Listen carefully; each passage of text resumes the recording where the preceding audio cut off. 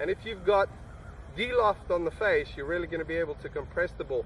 De-loft, how do we want to de-loft it? Obviously we want to get a sense of the handle, the hands being in front of the golf ball coming into impact, particularly with irons. We want that penetration.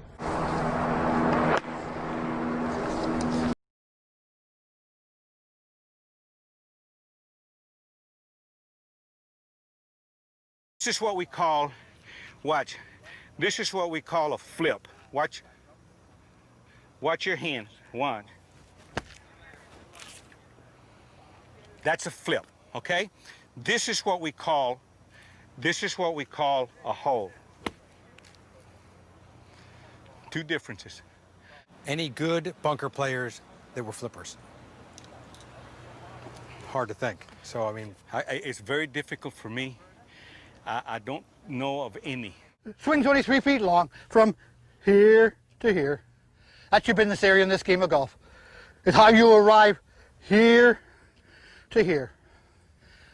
Make sure you arrive there the way you're supposed to, right? The only way that you can get under a golf ball is you have to hit down on a golf ball. You never hit up on a ball, you hit down on it. You compress it into the ground. In other words, and it's almost that the left wrist is almost broken here. When you hit it, it's this way. What happens when you compress a golf ball in the ground? It goes up the club face. When you flip a wedge or any club here, the ball is only going to utilize the bottom two grooves. It's never going to use the top ones. So I learned a long time ago. And just start moving your body from right to left, around in a circle, holding your elbows in your side, right in your side.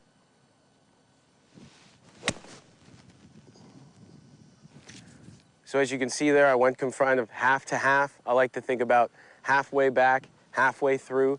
Notice as I hit these shots different distances, my swing's almost the same. That's 36 yards. This is 53 yards.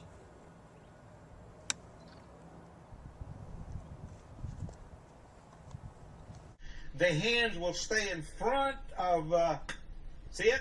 Now watch. The hands are still in the same position to where I finished. I'm not here now. You notice when you hit a shot, hold the club and see where it's at. And I guarantee you, you'll be here. And I'm still in this position. I can actually, watch this. I can actually hit this ball, hold the position, right? Watch, and come right back down and hit another one. You see that? Nice and low. You can see I held off that finish. The left wrist is nice and flat, right up on the green.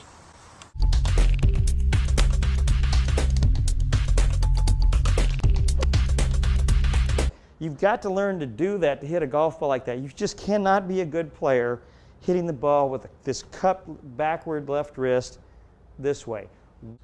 We get a feel, we work on it, we videotape it, we talk to the person, we have them understand it, then do it small, build it. The building block approach, step by step, block by block. That's how you get better at golf. That's how you really improve. I think it's really important to work on quarter swings and half swings. For me, a quarter swing is where the hands go back to about here, and to me this is where I want to have my right elbow connected to my body still. It's not going to fly off, but everything's all still tied together, and I can get that toe turned down so I've got a square club head. So I'm going to aim at that little red flag out there. And basically what I try and do is I just take the club back and do a little slide and turn.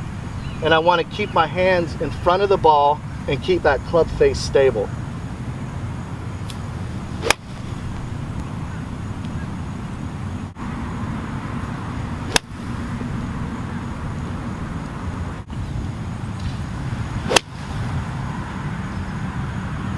And so that's the basic technique that I used to break 8. Well, that is absolutely beautiful. You took a divot exactly on the circle. Just really concentrate on, as I'm coming down on my downswing, to get to my left side, and to keep my hands on the inner circle. Please try this. It will really help you understand exactly how the inner and the outer circles work. No, Hank, we've come to the moment of truth. The impact position. Oh, you're exactly right. I mean, that is the moment of truth, because everything you do in the golf swing is to achieve a good impact position.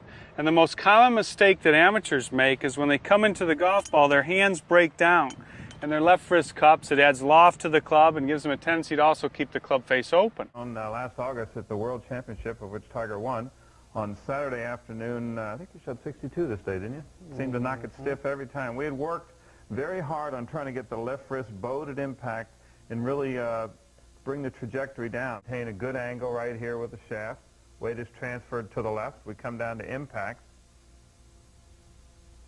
You can see the size of the divot, the beautiful bow in the left hand. We've really worked hard on this, and ever since he's got, if we go on to the finish, you can see the left arm pulling across. Tiger's laughing when he looks at it. And you'll see a big difference now. When we talk about this left arm pulling across, this is so there was no way this club could release.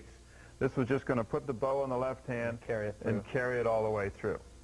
And he knocked it stiff probably 90% of the time, every time.